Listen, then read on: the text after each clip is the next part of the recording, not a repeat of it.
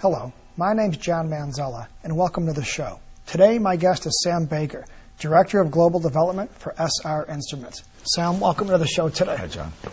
Sam, as you know, more and more American companies are getting involved internationally. And in many ways, they have to, because more and more of their revenue is determined or based on international business. You've been in this business for over 30 years, you'd mentioned. Yes. How is this business different than, say, it was a couple decades ago?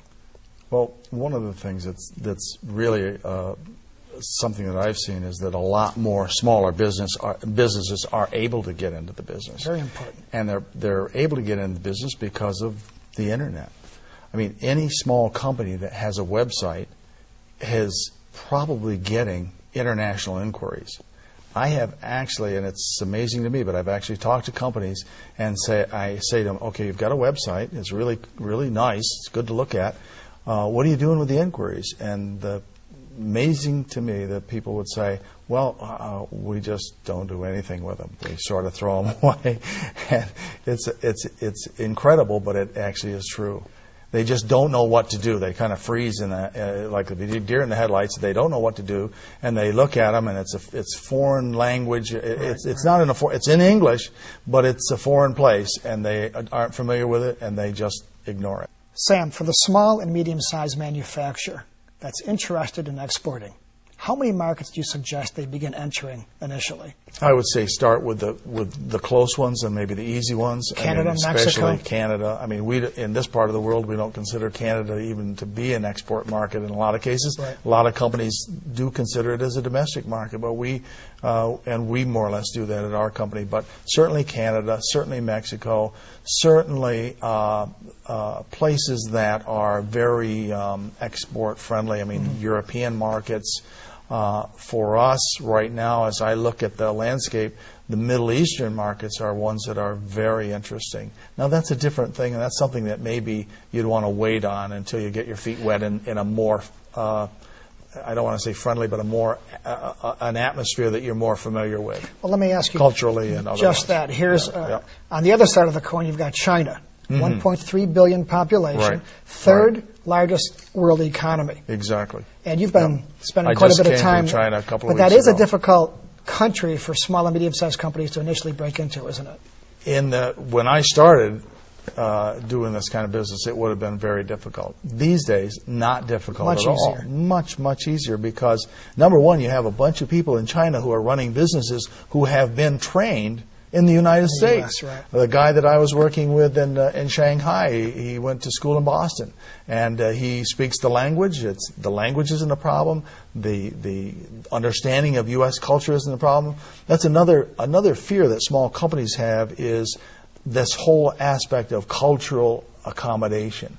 And people have gotten rich writing books about how to deal with certain people and when in Rome do it, all this kind of stuff. The reality is that the world has gotten a lot smaller in that way. Certainly you have to be aware of cultural things, certainly you have to be aware of languages, but it's not like it used to be at all because you're dealing with, I have rarely in the last 10 years had to do any work through a translator. It used to be when I would go to places like Korea or someplace, I would have to work with a translator. And in those days, I've sold medical products most of my career.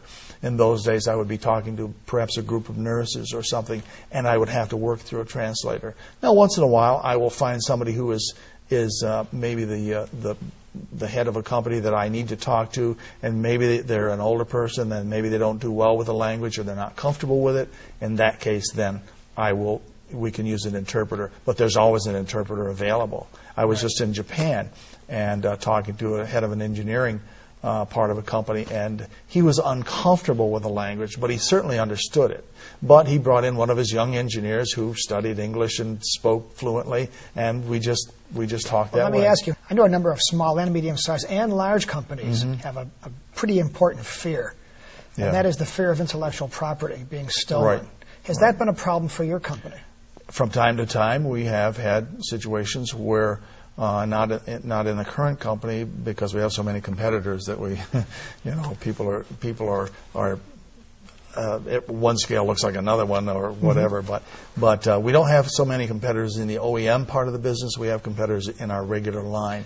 But if a company worries about being copied, then they might as well shut their doors, because sooner or later it's going to happen Sooner or anyway. later it will be copied. Yeah.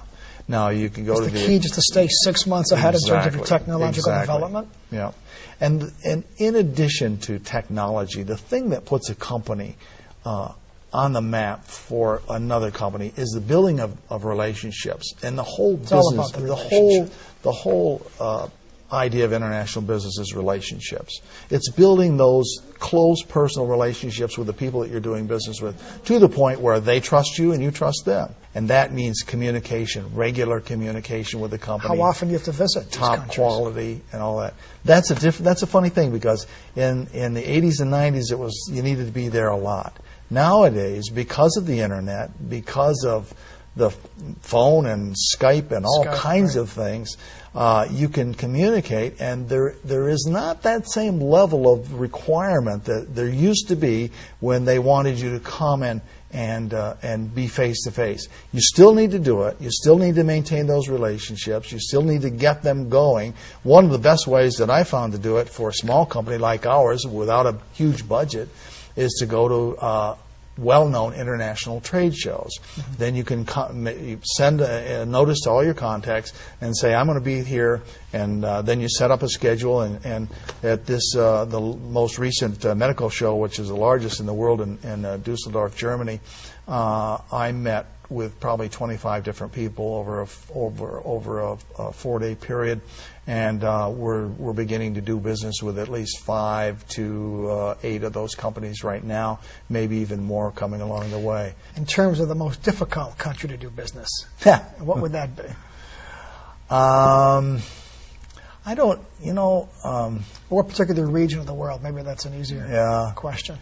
Japan has been somewhat difficult. Although I worked for a couple of companies and started their international business. A company that I worked for was, at one time we were doing over $1 million a year in business. I think they're doing far more than that now in Japan.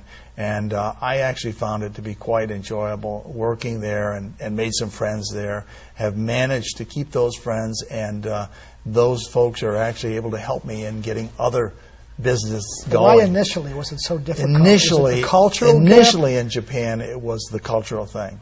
That's changed a lot. The cultural things have changed an awful lot. It's primarily because of the internet, primarily because of the ease of communication has really changed a lot. You always have to be aware of the cultural things and the basics of that. And you want to be, not using slang and not so casual. And, I always, in any communication, I always address somebody, Mr. So-and-so, Miss So-and-so, if you can tell. Sometimes you study up in advance when you go to study in advance, right. And these days, too, because of the internet, you can look up and find out numerous things about the companies that you're working with. You can find out, where they do business. Many times I look at companies, I see their distributor list, so I know who they're working with. And in some cases, I can also work with their distributors. That gives me a wide open door to a lot more business than, in the days before the internet, when you had to, ask a lot of questions and get face-to-face with them and all that. These days, it's a lot easier. What is the one piece or the most important piece of advice you would share with small and medium-sized companies today? Number one, don't be afraid of getting out there, and look in your own area. Almost every place in the United States has a U.S. Department of Commerce. All the major cities, you don't have to go very far to find a Department of Commerce who has a trade assistant who will come to your company and talk to you and find out, are you ready to export? What do you have that's exportable? All of those things, and take advantage of the sources of help that are available. SBA has got a big program they're trying to help. There are so many programs, and then local trade organizations, world trade organizations. Get involved in those things. Talk to the people who are already exporting, and they'll tell you how exciting it is, how easy it is, challenges and everything. But don't be put off by fears of language and fears of culture and fears of all those things, because these days they just don't exist. Not the way they did even 20 years ago or 30 years ago when I started. Sam, you're a wealth of knowledge, and I appreciate you Thanks. being on the show today. Thank you very much. Okay. Thank you.